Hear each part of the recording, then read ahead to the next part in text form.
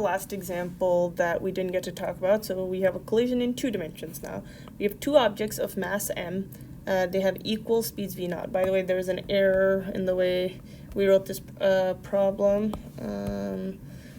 This should have been, you have 2 masses with speeds 2v naught. They collide, they stick together, and move off with speed v naught afterwards. What was the angle between the initial velocity vectors of the 2 masses? So technically these masses can be coming in, let's say one mass is coming in like this, one mass is coming in like this, and they go off, let's say, in this direction. The reason why I'm able to draw the picture like this is I can orient my axis in any way I want. So let's say this was the actual collision that happened. Well, in that case, I can just reorient my picture such that now my x direction is along the way that the 2 masses are moving together.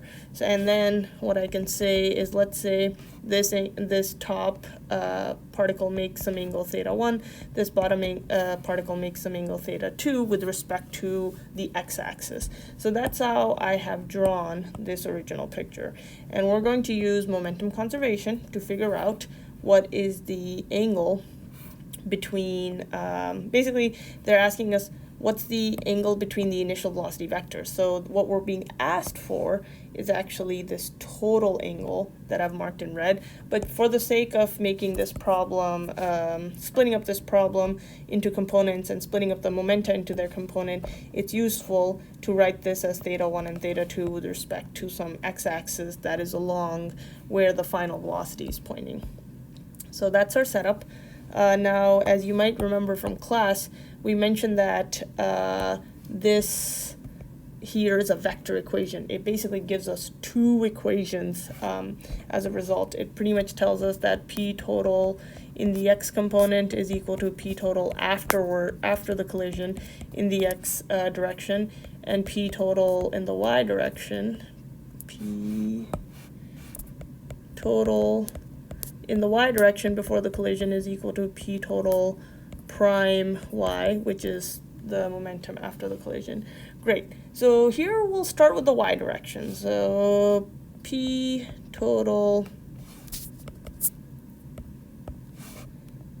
y before is equal to p total y afterwards.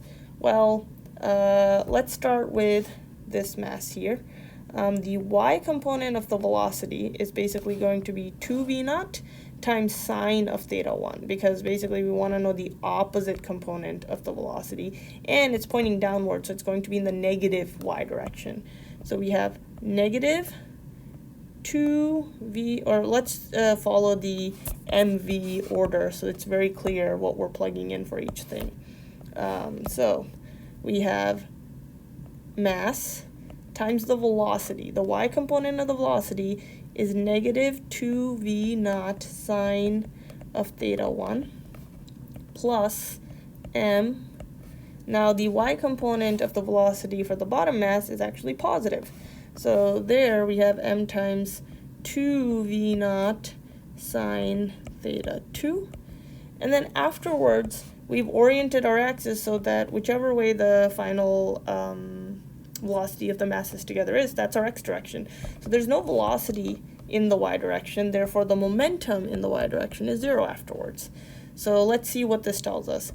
I'm going to go ahead and move this to the right hand side, so I get 2mv0 sine theta 2 is equal to 2mv0 sine theta 1.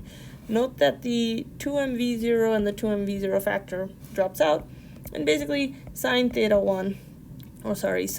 2 is equal to sine theta 1. So what this is telling us is basically these 2 angles need to be equal to each other so we can cancel out the y component momenta and result with no y component momenta afterwards. So part 1 is just telling us that theta 1 equals theta 2. So we can rename our theta 2 to be theta and theta 1 to be theta because we know they have to be the same angle. Now let's work with the x component of the equation of momentum conservation. So we just use the y components. Let's work with x. So we have p total x is equal to p prime total x.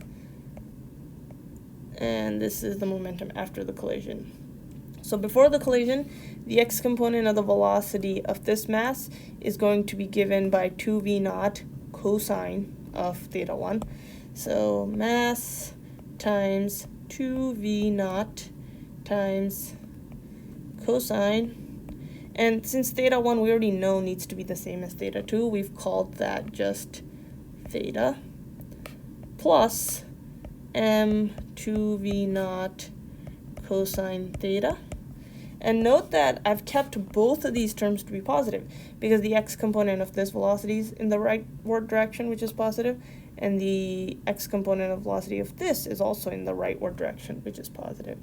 And then afterwards, the mass, they stuck together, is 2m, and they're moving together at v naught, so in the x direction, so 2m v0. So once we simplify, notice that the 2mv0, 2mv0, and 2mv0 appears in each of the terms. So we can cancel that out. Basically, imagine dividing through by 2mv0. That gives us that cosine theta plus cosine theta is equal to 1. Okay, well, that tells us that 2 cosine theta is equal to 1, which means cosine theta is equal to 1/2. Well, cosine of theta is equal to 1/2 when theta is equal to 60 degrees. That's telling us that this angle is 60 degrees and this angle is 60 degrees. Well, the question asked us, what is the angle between, let me use a different color, sorry.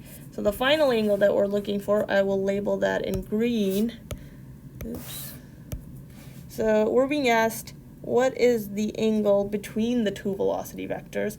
Well, that angle is basically sum of theta 1 and theta 2. So theta between v1 and v2, between the two masses, is equal to 120 degrees. Alrighty, so make sure you go through this problem, and if you have any questions, please come by my office hours, or you're also welcome to go to any of the TA's office hours.